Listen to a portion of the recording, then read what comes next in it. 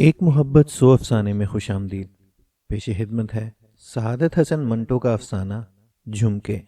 सुनार की उंगलियां झुमकों को ब्रश से पॉलिश कर रही हैं। झुमके चमकने लगते हैं। सितार के पास ही एक आदमी बैठा है। झुमकों की चमक देखकर उसकी आंखें तमतमा उठती हैं। बड़ी बेताबी से वो अपने हाथ उन झुमकों की तरफ बढ़ाता है और सुनार से कहता है, बस अब रहने दो मुझे। सुनार अपने ग्राहक को अपनी टूटी हुई ऐनक में से देखता है और मुस्कुराकर कहता है, 6 महीने से अलमारी में बने पड़े थे, आज आए हो तो कहते हो कि हाथों पर सरसों जमा दूं। ग्राहक, जिसका नाम चिरंजी है, कुछ शर्मिंदा होकर कहता है, क्या बताऊं लाला करोड़ी मल, इतनी रकम जमा होने में आती ही नहीं थी। तुमसे अलग शर्मिंदा, जोरों से अलग शर्मिंदा। अजब आफत में जान फंसी हुई थी। जाने इस सोने में क्या कशिश है कि औरतें उस पर जान देती हैं। सुनार पॉलिश करने के बाद झुमके बड़ी सफाई से कागज में लपेटता है और चिरंजी के हाथों में रख देता है। चिरंजी कागज खोलकर झुमके निकालता है। जब वो झुमर झुमर करते हैं तो वो मुस्कुराता है। भाई क्या कारीगरी की है लाला करोड़ी मल, देखेगी तो फड़क उठेगी। ये कहकर वो जल्दी जल्दी अपनी जेब से कुछ नोट निकालता है और सुनार से ये कहकर, खरे कर लो भाई, दुकान से बाहर निकलता है। दुकान के बाहर एक तांगा खड़ा है। घोड़ा हिनहिनाता है तो चिरंजी उसकी पीठ पर थपकी देता है। तुम्हें भी 2 झुमके बुनवा दूंगा मेरी जान, फिक्र मत करो। ये कहकर वो खुश खुश घोड़े की बागें थामता है। चल मेरी जान, हवा से बातें करके दिखा दे। चिरंजी खुश खुश अपने तवेले पहुंचता है। धीमे धीमे सुरों में कोई गीत गुनगुनाता और यूं अपनी खुशी का इजहार करता वो घोड़े को थपकी देता और कहता है, अभी छुट्टी नहीं मिलेगी मेरी जान। तेरी मालकिन ये झुमके पहनकर क्या बाग की सैर को नहीं जाएगी। चिरंजी जल्दी जल्दी घर का जीना तय करता है और जोर से आवाज देता है, मुन्नी मुन्नी। एक छोटी सी लड़की भागती हुई अंदर से निकलती है और चिरंजी के साथ लिपट जाती है। चिरंजी झुमके निकालकर उसके कान की लवों के साथ लगाता है और कहता है, माँ कहाँ है तेरी। जवाब का इंतजार किए बगैर वो घर के सारे कमरों में हाथ में झुमके लिए फिरता है।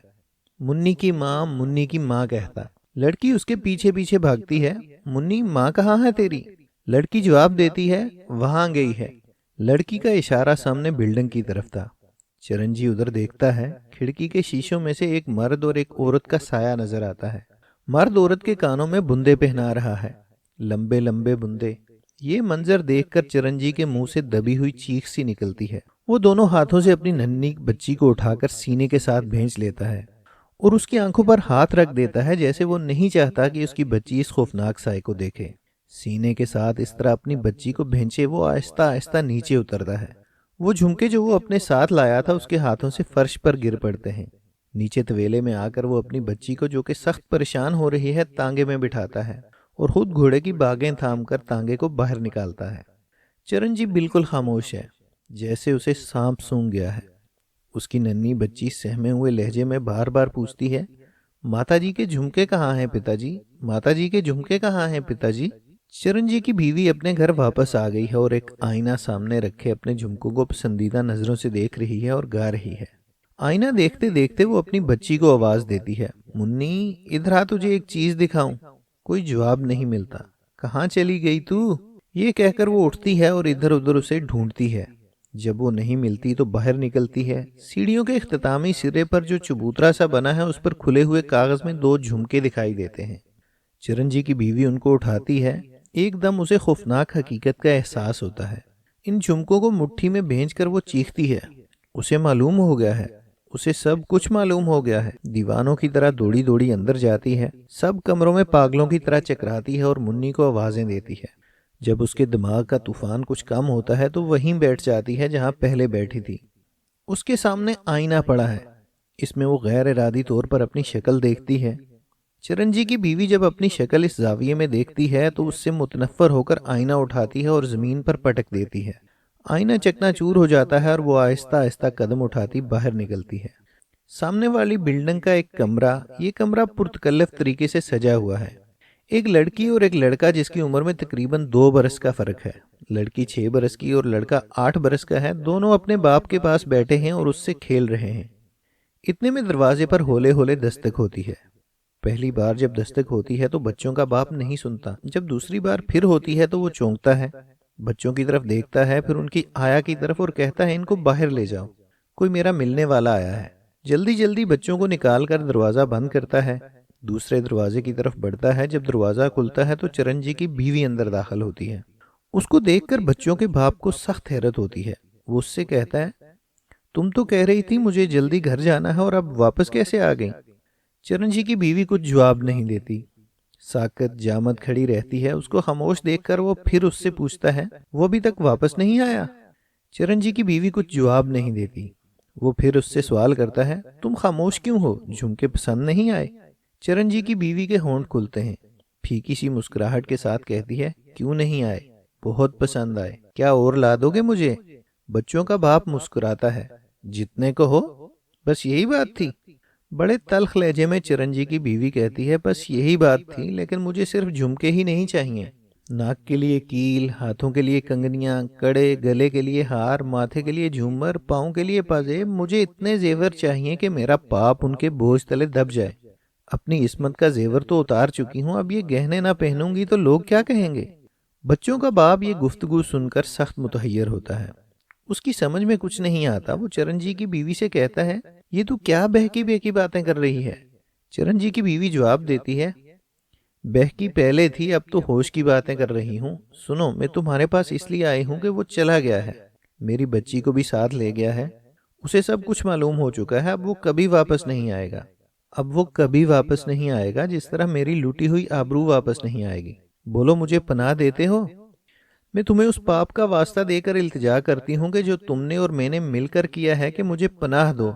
बच्चों का बाप चिरंजी की बीवी की सब इल्तिजाएं सुनता है, मगर वो कैसे उस औरत को पनाह दे सकता है जिसने अपने आप को झुमके के बदले बेचा? एक सौदा था जो खत्म हो गया। चिरंजी की बीवी को ये सुनकर बहुत सदमा होता है। नाकाम और मायूस होकर वो चली जाती है। चिरंजी अब एक नए घर में है। रात का वक्त है। वो अपनी बच्ची मुन्नी को सुलाने की कोशिश करता है, मगर वो सोती नहीं। बार बार अपनी माँ के बारे में पूछती है। चरणजी उसको टालने की कोशिश करता है, मगर बच्ची की मासूम बातें उसे परेशान कर देती हैं। आखिर में घबराकर उसके मुंह से ये निकलता है, मुन्नी तुम्हारी माताजी मर गई हैं। रास्ता भूलकर वो ऐसी जगह चली गई हैं जहाँ से वापस आना बड़ा मुश्किल होता है। दरवाज़ा खुलता है। चरणजी फौरन मुन्नी का चेहरा कंबल से ढांप देता है। चरणजी की बीवी दाखिल होती है। चरणजी उठता है और उसे बाहर धकेलकर अपने पीछे दरवाज़ा बंद कर देता है। चली जाओ यहाँ से, वो उससे कहता है। चरणजी की बीवी जवाब देती है, चली जाती हूँ, मेरी बच्ची मुझे दे दो।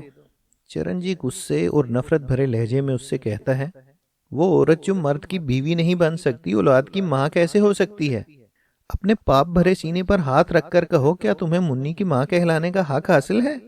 क्या उस दिन के बाद जब तुमने ये झुमके लेकर एक गैर मर्द को हाथ लगाने दिया, तुम अपनी औलाद के सर पर शफकत का हाथ फेर सकती हो?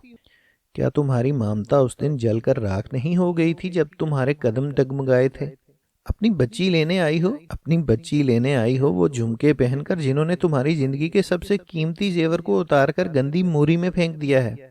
मैं ये पूछता हूँ, जब ये झुमके हिलते हैं तो तुम्हारे कानों में ये आवाज नहीं आती कि ना तुम माँ रही हो ना बीवी?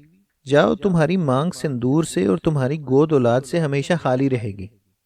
जिन कदमों से आई हो उन्हीं कदमों से वापस चली जाओ। चरणजी अपनी बीवी की इल्तिजाओं को ठुकरा देता है तो वो चली जाती है, अफसुर्दा और खामोश। तांगे का पहिया घूम रहा है, ये बताने के लिए कि वक्त गुजर रहा है और कई साल बीत रहे हैं। तांगे का पहिया मुड़ता है और बड़े दरवाजे में दाखिल होता है। ये दरवाज़ा गवर्नमेंट कॉलेज का है, जिसमें कई लड़के और लड़कियां गुजर रही हैं। तांगा कॉलेज के कंपाउंड में ठहरता है। चरणजी अब काफ़ी बुढ़ा हो चुका है। तकरीबन आधे बाल सफ़ेद हैं। उसकी नन्ही बच्ची अब जवान है। तांगे की पिछली नशिस्त पर से जब उठती है तो चरणजी उसको बहुत नसीहतें करता है।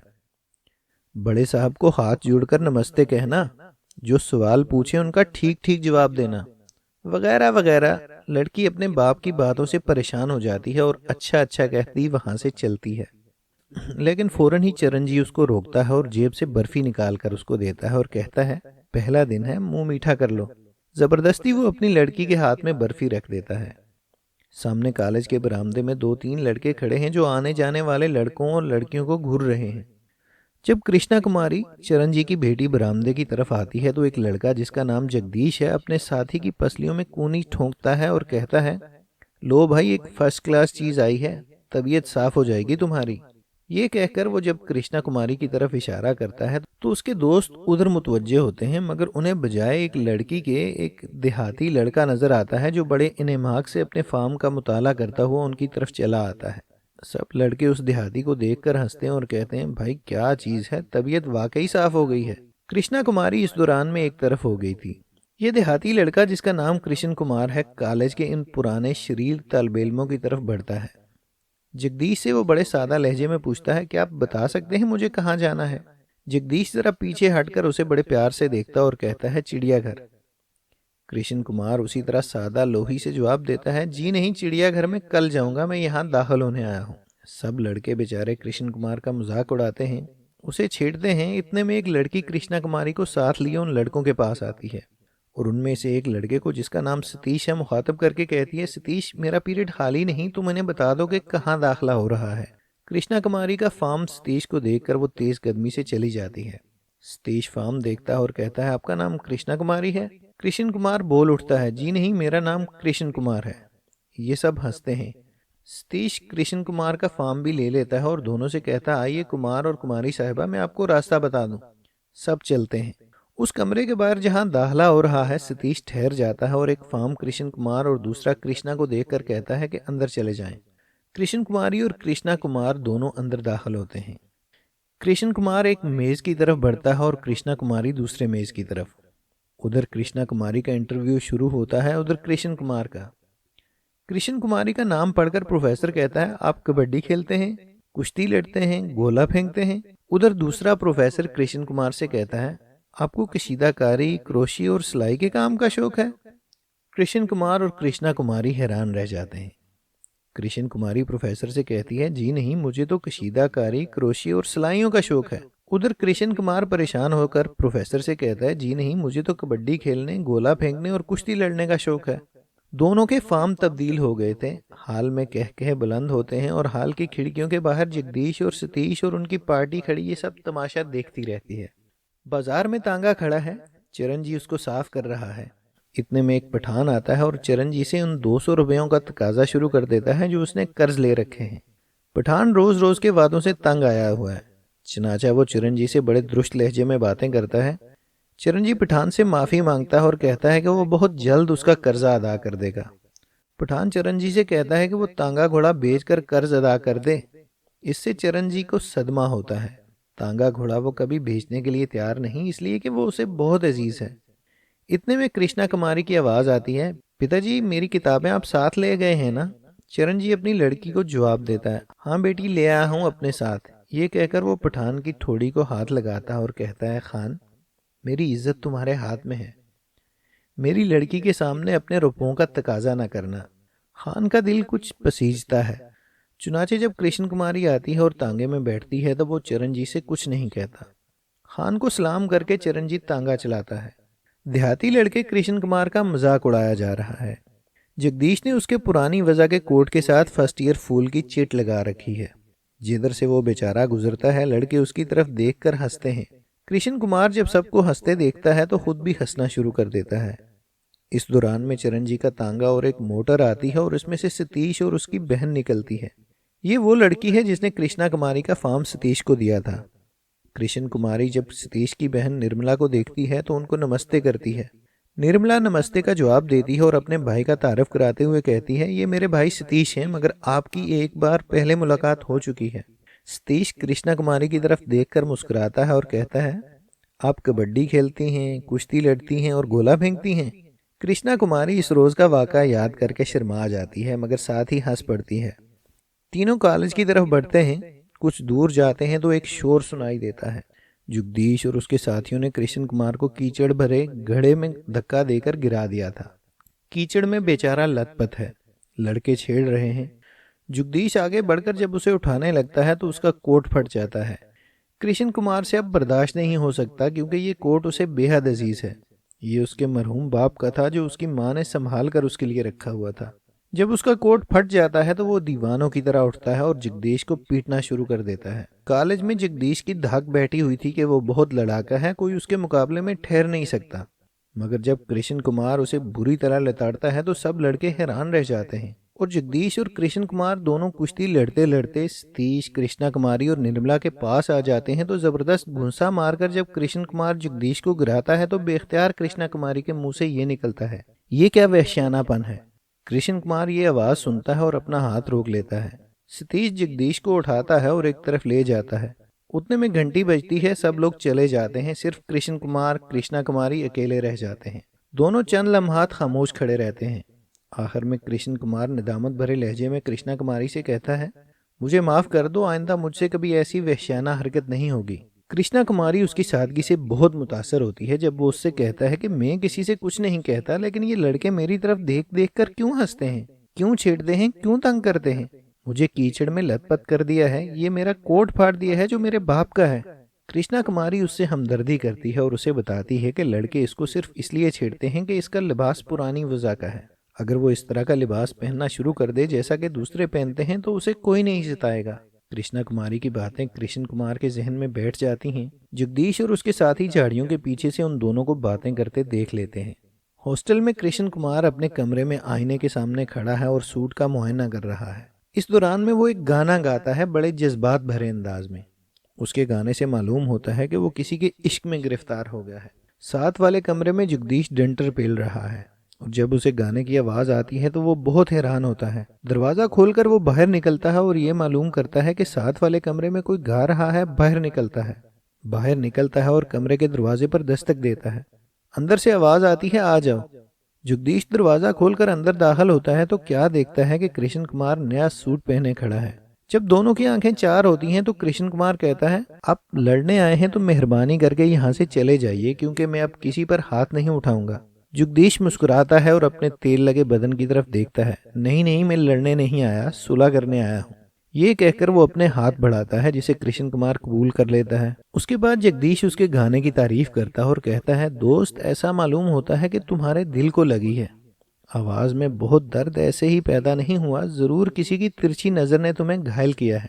कृष्ण कुमार बहुत सादा लो है, फौरन ही अपने दिल का राज जगदीश को बता देता है। अब तुमने दोस्त कहा है तो तुमसे क्या पर्दा। उस लड़की कृष्णा कुमारी ने ऐसी प्यारी प्यारी बातें की हैं कि कुछ समझ में नहीं आता मेरे दिल को क्या हो गया है। बड़ी शरीफ और बड़ी हमदर्द लड़की है। उसने मुझे बताया है कि तुम लोग मुझे क्यों छेड़ते हो। अब देख लो, उसके कहने पर मैंने 3 सूट बनवा लिए हैं। जगदीश उसका हमराज बन जाता है और उससे कहता है, तुम्हें इश्क हो गया है, समझे? यानी तुम्हारा दिल जो है ना वो उस लड़की पर आ गया है। अब तुम्हें ये चाहिए कि तुम उस लड़की पर अपने इश्क का इजहार कर दो। अगर तुमने अपनी मोहब्बत को अपने पहलू में दबाए रखा तो उसे जंग लग जाएगा। और देखो, औरत को अपनी तरफ मायल करने का सबसे आसान तरीका यह है कि तुम उसे कोई तोहफा दो, अंगूठी, बुंदे, झुमके, कुछ भी। सादा लोग कृष्ण कुमार जगदीश की ये सब बातें अपने पल्ले बांध लेता है। कॉलेज के बगीचे में कृष्णा कुमारी एक बेंच पर बैठी है। कृष्ण कुमार आहिस्ता आहिस्ता उसके पास जाता है। जिस तरह जगदीश ने कहा था इस तरह वो उस पर अपने इश्क का इजहार करता है, बड़े खाम अंदाज में। उसके बाद वो अपनी जेब से एक छोटी सी डिबिया निकालता है और कृष्णा कुमारी को सोने के झुमके तोहफे के तौर पर पेश करता है। कृष्णा कुमारी ये डिबिया गुस्से में आकर एक तरफ फेंक देती है। कृष्ण कुमार को सदमा पहुंचता है और हैरत भी होती है। चूंकि वो बेहद सादा लो है, इसलिए वो सारी बात कृष्णा को बता देता है कि मुझे जगदीश ने कहा था कि दिल में कोई बात नहीं रखनी चाहिए। मुझे कई रातों से नींद नहीं आई, मैं हर वक्त तुम्हारे मुतल्लिक सोचता रहता हूँ। तुमने क्यों मुझसे हमदर्दी का इजहार किया था? अगर मेरे दिल में तुम्हारे लिए मोहब्बत पैदा हुई है तो ये तुम्हारा कसूर है, मेरा नहीं। ये झुमके तो मैंने तुम्हें देने हैं, इनसे मेरी मोहब्बत जाहिर नहीं होती। ये तो मुझे जगदीश ने कहा था कि ऐसे मौके पर तोहफा जरूर देना चाहिए। मैं तो अपनी सारी जिंदगी तुम्हें तोहफे के तौर पर देने के लिए तैयार हूँ। जब कृष्णा कुमारी को ये मालूम होता है कि जगदीश ने उसे बेवकूफ बनाने की कोशिश की थी और वो कृष्ण कुमार की साफ गोई से मुतासर होती है, तो वो झुमकों की डिब्बिया उठा लेती है और अपने पास रख लेती है और उससे कहती है कि मुझे तुम्हारा ये तोहफा कबूल है। कृष्ण कुमार बहुत खुश होता है। झुमके लेकर कृष्ण कुमारी कुछ और कहे सुने बगैर चली जाती है। कृष्ण कुमार चंद लम्हात खामोश खड़ा रहता है। इतने में जगदीश और सतीश दोनों झाड़ियों के पीछे से निकलते हैं और कृष्ण कुमार को मुबारकबाद देते हैं। कृष्ण कुमार बहुत झीमता है और उसके साथ ही वो जगदीश से कहता है, मगर यार तुमने तो कहा था कि मैं ये बात किसी को नहीं बतलाऊंगा। सतीश की तरफ देखकर वो फिर कहता है कि उनको भी पता लग गया है। जगदीश कृष्ण कुमार को तसल्ली देता है कि सतीश अपना आदमी है, वो किसी से कुछ नहीं कहेगा। चुनाचे सतीश भी कृष्ण कुमार को हर मुमकिन तसल्ली देता है कि वो उसके इश्क का राज किसी को नहीं बताएगा। तवेले में चरणजीत तांगे की पीतल की चीजें पालिश कर रहा है, घोड़े को मालिश कर रहा है। जब मालिश करता है तो उससे प्यार और मोहब्बत की बातें करता है। दोस्त, तुमने मेरी बहुत खिदमत की है। अगर तुम ना होते तो जाने जिंदगी कितनी कठिन हो जाती। तुमने और मैंने दोनों ने मिलकर मुन्नी को पढ़ाया है। इतने में उसके दो तीन दोस्त जो तांगे वाले हैं आते हैं। उनमें एक चिरंजी से कहता है, ये तुम घोड़े से क्या बातें कर रहे हो, जैसे ये सब कुछ समझता है।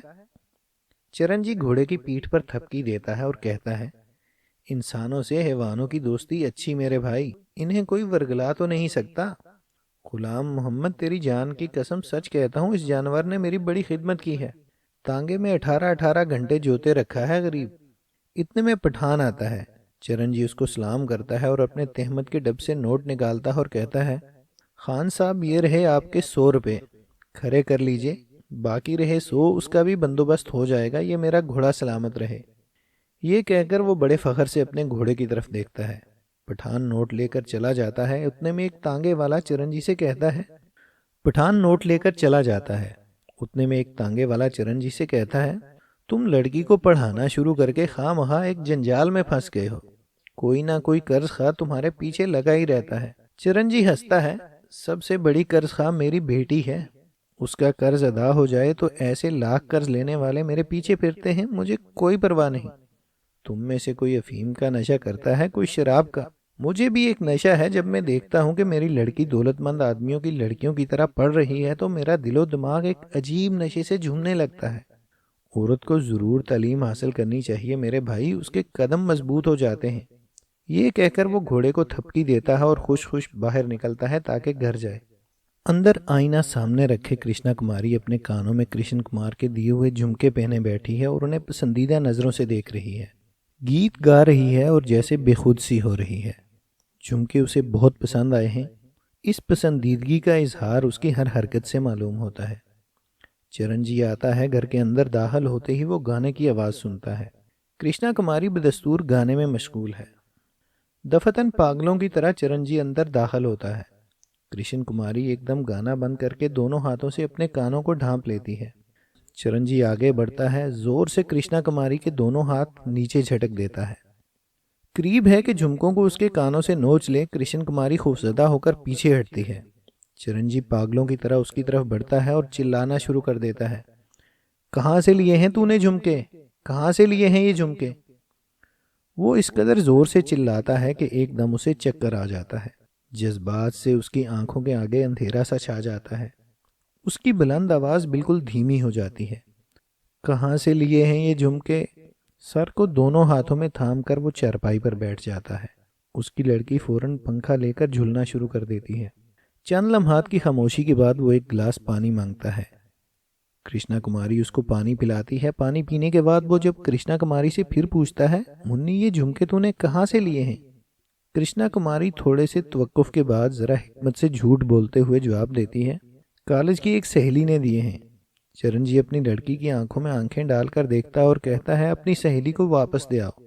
लड़की पूछती है, क्यों पिताजी। चिरंजी जवाब देता है, तुम्हारी माँ को ये जेवर पसंद नहीं था। ये कहकर वो उठता है और बीमारों की तरह कदम उठाता बाहर चला जाता है। उसकी लड़की उससे पूछती है, खाना नहीं खाएंगे आप। चिरंजी जवाब देता है, नहीं। बाहर निकलकर चिरंजी घोड़े की बागें थामता है और तांगा चलाता है और घोड़े को मुखातब करके उससे कहता है कि आज मेरी लड़की ने पहली बार झूठ बोला है। और अफसुर्दगी के आलम में वो तांगे पर कई बाजारों के चक्कर लगाता है, हत्ता कि रात हो जाती है। एक नीम रोशन बाजार में से उसका तांगा गुजर रहा है। अचानक एक औरत चंद मर्दों की झपट से निकलकर तेजी से चिरंजी के तांगे की जानब बढ़ती है। वो लड़खड़ाते हुए कदमों से भागती तांगे की पिछली नशिस्त पर बैठ जाती है। ये औरत शराब के नशे में चूर है, जेवरात से लदी हुई है। तांगे में बैठते ही वो चिरंजी से बातें शुरू कर देती है। मुझे छेड़ते थे उल्लू के पट्टे, पर मैं दाम लिए बगैर किसी को हाथ लगाने देती हूँ। क्यों तांगे वाले, तुम्हारा क्या ख्याल है। दुनिया में पैसा ही तो है। तुम कुछ बोलते नहीं। मुझे याद आया कि मेरा पति भी एक तांगे वाला ही था, पर उसके पास इतने पैसे भी ना थे कि मुझे निगोड़े झुमके ला देता। लेकिन अब देखो मेरी तरफ, ये कड़े, ये गुलूबंद, ये अंगूठियां, एक से एक बढ़कर। ये कहकर वो दर्द भरे अंदाज में हंसती है। इस्मत का गहना उतर जाए तो ये जेवर पहनने ही चाहिए। चिरंजी पहचान लेता है कि ये औरत कौन है। उसकी बीवी थी जो उस हालत को पहुंच चुकी थी। चिरंजी कंबल से अपना चेहरा करीब करीब छुपा लेता है। उस पर तवाइफ उससे कहती है कि तुम क्यों अपना चेहरा छुपाते हो? छुपाना तो मुझे चाहिए, ये चेहरा जिस पर कई फिटकारें पड़ी हैं। ये कहकर वो फिर से हंसती है। तुम खामोश क्यों हो? तांगा रोक दो, मेरा घर आ गया है। चिरंजीव तांगा रोक देता है। तवाइफ पायदान पर पांव रखकर उतरने लगती है कि लड़खड़ाकर गिरती है औंधे मुंह। चिरंजीव दौड़कर उसे उठाता है। तवाइफ हंसती है, गिरने वालों को उठाया नहीं करते मेरी जान। ये कहकर जब वो घर की तरफ चलने लगती है तो लड़खड़ाकर फिर गिरती है। चिरंजीव उसको थाम लेता है और उसको उसके घर तक छोड़ आता है। जब चलने लगता है तो तवाइफ उसको किराया देती है। चिरंजीव किराया ले लेता है। तवाइफ उसका बाजू पकड़कर अंदर घसीटती है। आओ मेरी जान, आओ, आज की रात मेरे मेहमान रहो। मैं तुमसे एक पैसा भी नहीं लूंगी। आओ, इस शराब की पूरी बोतल पड़ी है, ऊपर आओ। चिरंजीव तांगे में बैठकर चला जाता है। तवाइफ हंसती है और कहती है, बेवकूफ कहीं का, मुफ्त की तो काजी भी नहीं छोड़ता। चिरंजीव घर पहुंचता है। जब अंदर दाखिल होता है तो उसे रोने की आवाज सुनाई देती है। कमरे में जाकर देखता है कि उसकी लड़की बिस्तर पर ऊंधे मुंह लेटी है और जार जार रो रही है। चिरंजीव उसके पास जाता है और उसके सर पर हाथ फेरता है और रोने का सबब पूछता है। उसकी लड़की और ज्यादा रोना शुरू कर देती है। जब चिरंजीव दोबारा उससे रोने का सबब पूछता है तो वो कहती है, मुझे माँ याद आ रही है। अगर वो आज जिंदा होती तो मैं वो उसके आगे कुछ नहीं कह सकती और बाप के पांव पकड़कर कहती है, मुझे माफ कर दीजिए। वो इससे आगे कुछ नहीं कह सकी और बाप के पांव पकड़कर कहती है, मुझे माफ कर दीजिए पिताजी, मैंने आज आपसे झूठ बोला है। चिरंजीव कहता है, मुझे मालूम है।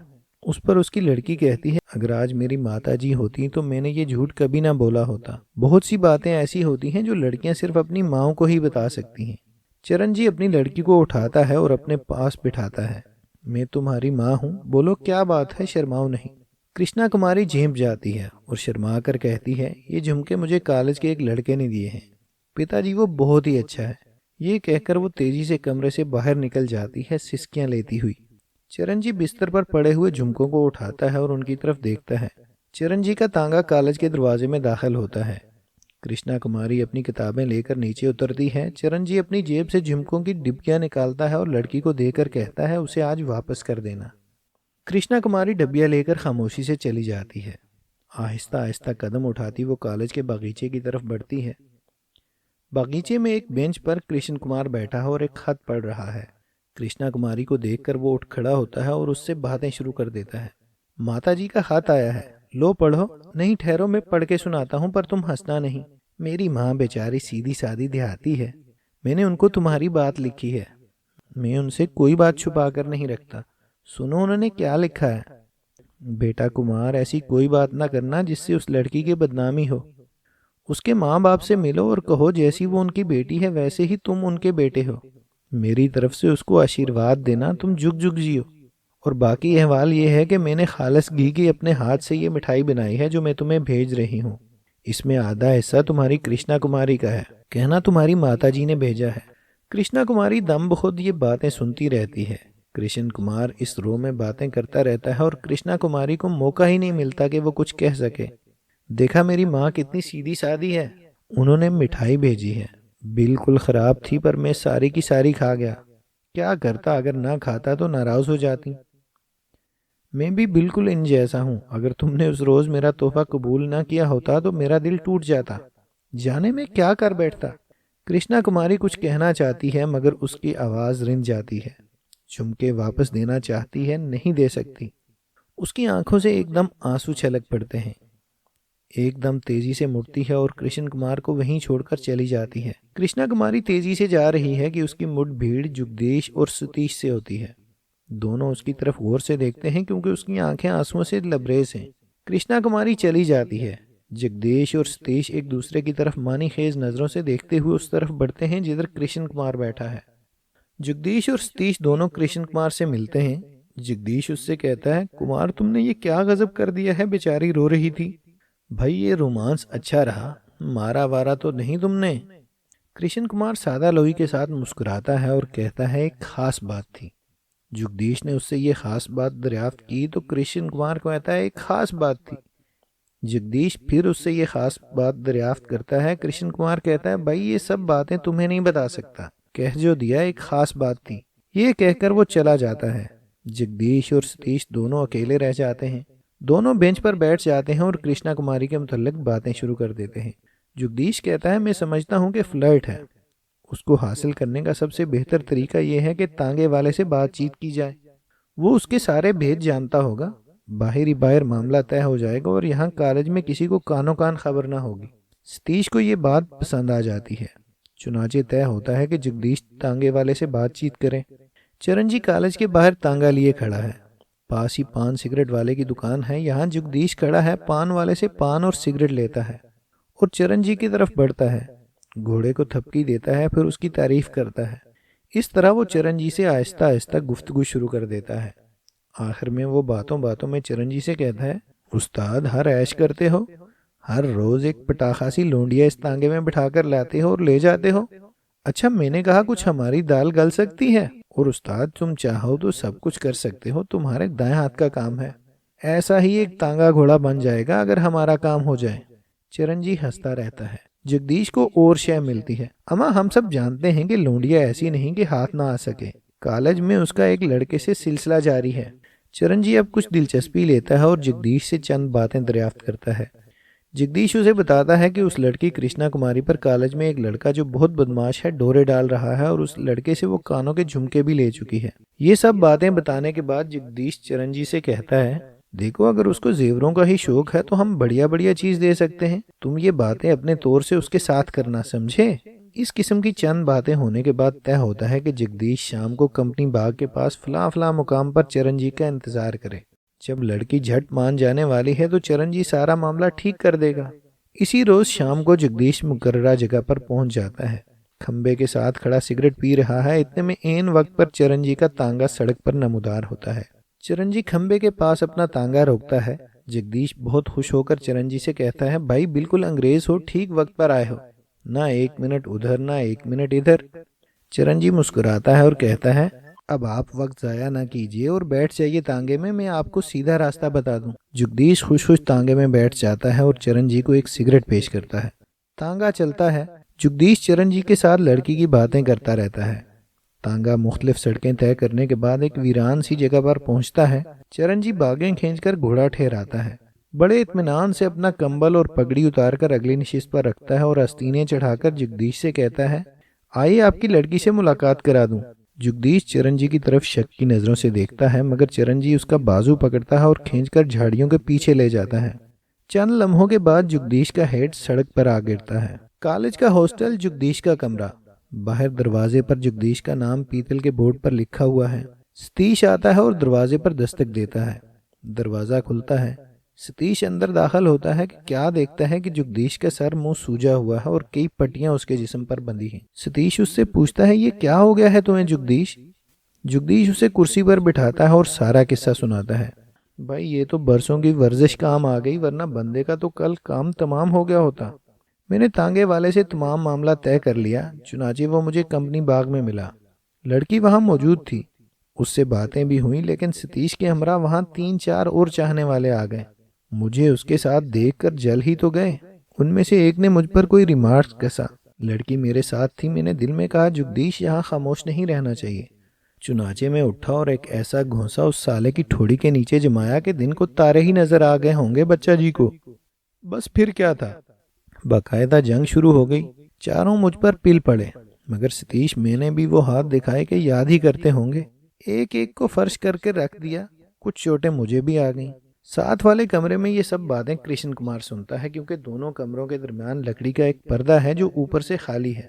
सतीश जगदीश की सब बातें सुनकर कहता है, और भाई ऐसे मौकों पर कौन किसकी मदद करता है? तुम क्या बच्चों ऐसी बातें करते हो? इतने में जगदीश के कमरे का दरवाजा खुलता है और कृष्ण कुमार गुस्से में भरा दाखिल होता है। जगदीश से कहता है, तुमने जो कुछ कहा है झूठ है। तुम एक शरीफ लड़की पर बोहतान बांध रहे हो। जगदीश सुनता और कहता है, मेरा कुछ उम्र निकल गया है और तुम कहते हो बोहतान बांध रहा हूँ? यकीन ना हो तो तांगे वाले से पूछ लो जो मुझे ले गया था। गुस्से में आकर चूंकि उसकी महबूबा की इज्जत पर हमला किया गया है, कृष्ण कुमार जोर से एक चांटा जगदीश के मुंह पर मारता है और कहता है, बकवास मत करो। लेकिन फौरन ही उसे अपनी गलती का एहसास होता है। मुझे माफ कर दो जगदीश, ये चांटा तुम्हारे मुंह पर नहीं, उस तांगे वाले के मुंह पर मारना चाहिए था जो उसकी जिंदगी तबाह कर रहा है। ये कहकर चला जाता है। कृष्ण कुमार अपने कमरे में आता है। मेज पर बैठा है, कागज लेकर खत लिखना शुरू कर देता है, मगर चंद सतरें लिखकर कागज फाड़ देता है। कुर्सी पर से उठ खड़ा होता है, कमरे में इज़्तिराब के साथ इधर उधर जोर से टहलता है। सामने खूंटी पर अपना सूट देखता है, उसे उतार कर अपने पैरों में रौंद देता है। कुछ समझ में नहीं आता तो पलंग पर ऊंधे मुंह लेट जाता है। फिर उठकर खड़ा होता है और खिड़की के पास जाकर दर्द भरी धुन में कोई गीत गाता है। चरणजी खाना खा रहा है, पास ही उसकी लड़की बैठी है। चरणजी मुंह में नवाला डालने ही वाला था कि उसे कोई बात याद आती है। चुनाचे वो अपनी लड़की से पूछता है, मुन्नी तुमने झुमके वापस किए? कृष्णा कुमारी झूठ नहीं बोलती, पिताजी मैं उसको वापस देने गई पर न दे सकी। चरणजी नवाला वहीं थाल में रख देता है और पूछता है क्यों? कृष्णा कुमारी की आंखों में आंसू आ जाते हैं। वो सिर्फ इतना कह सकती है, मुझे मालूम नहीं। चरणजी उठ खड़ा होता और खाना खाए बगैर बाहर चला जाता है। एक आदमी ऐनक लगाए डेस्क के साथ बैठा है। चरणजी से कहता है यहाँ अंगूठा लगाओ। चरणजी अपना अंगूठा आगे बढ़ा देता है। उस पर वो आदमी स्याही लगाता है और पकड़कर कागज पर जमा देता है। अंगूठा लगाने के बाद वो डेस्क से नोट निकालता है और चरणजी के हवाले कर देता है। चरणजी नोट लेकर बाहर निकलता है। बाहर एक शेड के नीचे उसका एक तांगा घोड़ा खड़ा है। चरणजी अपने अंगूठे की स्याही देखता है, उसकी जानब बढ़ता है। एक हाथ में उसने नोट पकड़े हुए हैं। आहिस्ता आहिस्ता घोड़े के पास जाता है और उसकी पीठ पर हाथ फेरकर गुलगीर आवाज में कहता है, बेच आया हूं तुझे दोस्त, ये देख अपनी कीमत। ये कहकर वो घोड़े के मुंह के आगे अपना वो हाथ फैला देता है जिसमें नोट है। उसकी आंखों में आंसू है। लोग अपना ईमान बेचते हैं, मैं तुझे बेच आया हूँ, तू जो कि मेरा सच्चा दोस्त था। आवाज चरणजी के गले में रिंध जाती है। तू बोल नहीं सकता, तेरी जुबान होती तो मैं तेरे मुंह से सुने बगैर कभी ना जाता कि चरणजी तू झूठा है, मतलबी है, दगाबाज है। जिस तरह वक्त पड़ने पर लोग गले की कंठा, उंगली की अंगूठी बेच देते हैं, उस तरह तूने मुझे बेच दिया है। लानत है तुझ पर। ये कहकर वो अपना अंगूठा देखता है और घोड़े से कहता है, ये स्याही देखी तुमने? इस सौदे की मालक है, मगर मैं तेरे साथ क्यों बातें करूं? तू अब मेरा नहीं, मुझे तुझ पर कोई हक नहीं रहा। आखिरी बार चरणजी मुंह परे करके घोड़े की पीठ पर थपकी देता है। रात का वक्त है। चरणजी कंबल ओढ़े पैदल चला आ रहा है। रास्ते में एक तांगे वाला तांगा ठहराकर उससे पूछता है, आज तांगा घोड़ा नहीं जोता चरणजी? चरणजी जवाब देता है, आज नहीं जोता, मेरी तबीयत अच्छी नहीं थी। ये कहकर वो चलना शुरू कर देता है। घर में चरणजी की लड़की कृष्णा कुमारी लालटेन जलाए इंतजार कर रही है। कभी उठती है, कभी बैठती है, उसे किसी पहलू चैन नहीं। इतने में दरवाजा पर दस्तक होती है। वो उठकर दरवाजा खोलती है। चरणजी अंदर दाखिल होता है। कृष्णा कुमारी उससे पूछती है, पिताजी आज आप इतनी देर से आए हैं, कहाँ चले गए थे? चरणजी अपने कंबल से एक पोटली निकालता है और उसे खोलकर अपनी लड़की को दिखाता है। ये जेवर लाने गया था तेरे लिए, तुझे शौक जो है उनका, अब तो तेरा दिल नहीं ललचाएगा। तू कहेगी तो मैं ऐसे और भी ला दूंगा, अपना आप भी बेच डालूंगा, तेरे दिल में ललचाहट पैदा ना होने दूंगा। कृष्णा कुमारी कभी जेवरों की तरफ देखती और कभी अपने बाप की तरफ। आखिर में कहती है, कोई चीज बेची है आपने ये गहने खरीदने के लिए? अगर आपने ऐसा किया है तो सख्त गलती की है। ये कहते हुए उसके हाथ से जेवर फर्श पर गिर जाते हैं। पिताजी मैंने कभी इन चीजों को ललचाई हुई नजरों से नहीं देखा। ये आपको कैसे मालूम हुआ कि मुझे इन चीजों का शौक है? चरणजी उससे कहता है कि तूने वो झुमके वापस क्यों नहीं किए? कृष्णा कुमारी की आंखों में आंसू आ जाते हैं। काश मेरी माँ होती और मेरी बात समझ सकती कि आप समझते हैं कि मैं सोने चांदी के लिए अपना आप बेच दूंगी। आपने मुझे तालीम दी है, मेरे कदम मजबूत किए हैं पिताजी।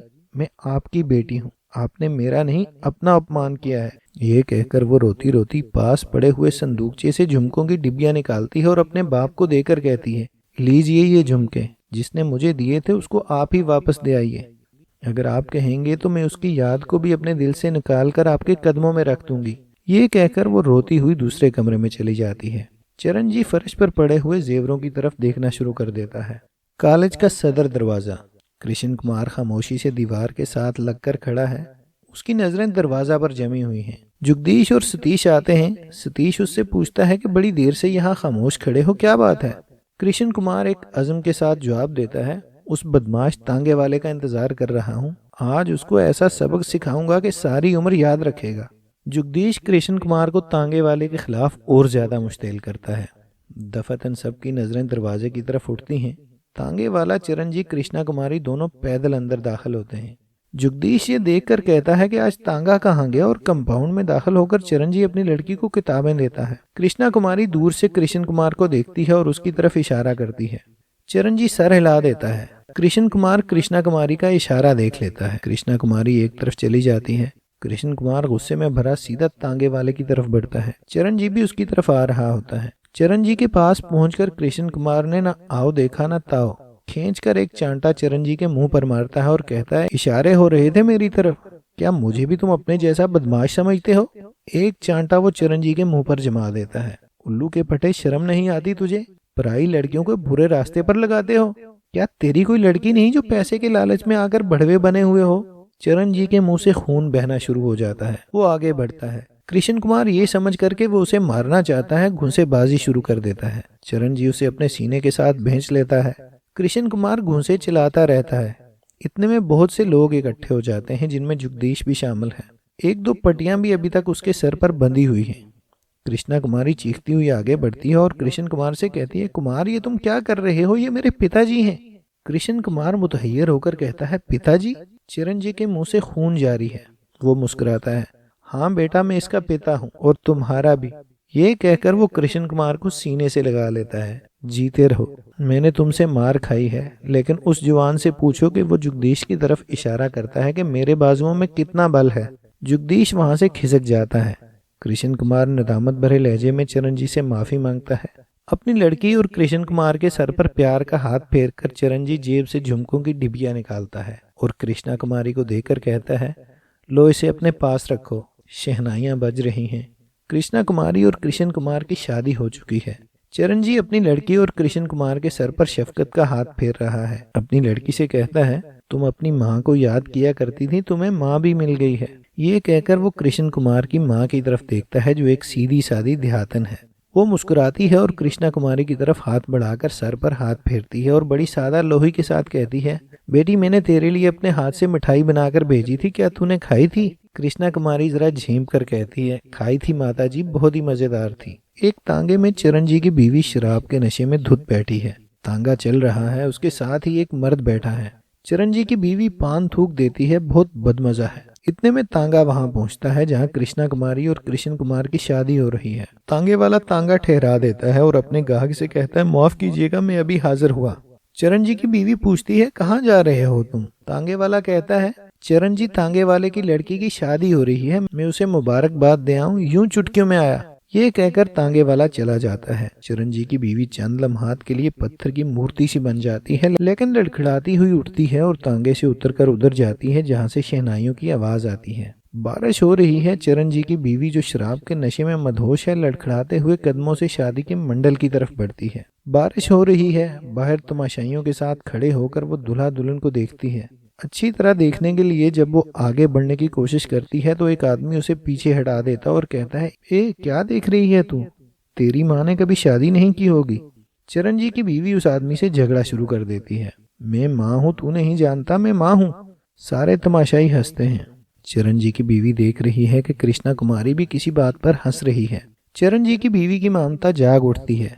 वो चिल्लाना शुरू कर देती है, मुझे अंदर जाने दो, मुझे अंदर जाने दो। कुछ गड़बड़ होती है। इतने में चरण जी बाहर निकलता है और अपनी बीवी के पास जाता है और उससे कहता है, क्या चाहती हो? तो चरण जी की बीवी कहती है, मैं अपनी लड़की से मिलना चाहती हूँ। चरण जी कहता है, आओ मैं तुम्हें उससे मिला देता हूँ। ये कहकर वो उसे एक तरफ ले जाता है जहाँ उसका तांगा खड़ा है। चरण जी उसे तांगे तक ले जाता है। तांगा चला जा रहा है।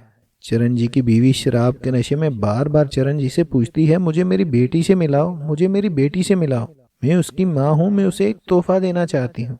चरण जी खामोश रहता है। तांगे की रफ्तार तेज होती रहती है। एक बार तांग आकर वो चरण जी से पूछती है, कहाँ ले जा रहे हो मुझे? चरण जी जवाब देता है, जहाँ पति और पत्नी को जाना चाहिए। घोड़ा सरपट दौड़ता एक खाई में गिरता है। तांगे के पुर्जे उड़ जाते हैं। खाई के नीचे चरण जी और उसकी बीवी पड़े हैं। दोनों बुरी तरह जख्मी हुए हैं। चरण जी मर चुका है, मगर उसकी बीवी अभी जिंदा है। वो अपनी आंखें खोलती है। उसे अपनी जवानी का वो दिन याद आता है जब वो झुमके पहने गा रही थी। वो जवान है और झुमके अपने कानों में देख देख कर खुश हो रही है और गा रही है। अपनी बच्ची को आवाज देती है और कहती है, मुन्नी मुन्नी, आ तुझे एक चीज दिखाऊं। उसकी बंद मुट्ठी खुलती है। उसकी हथेली पर वही झुमके नजर आते हैं जो चरण जी उसके लिए लाया था।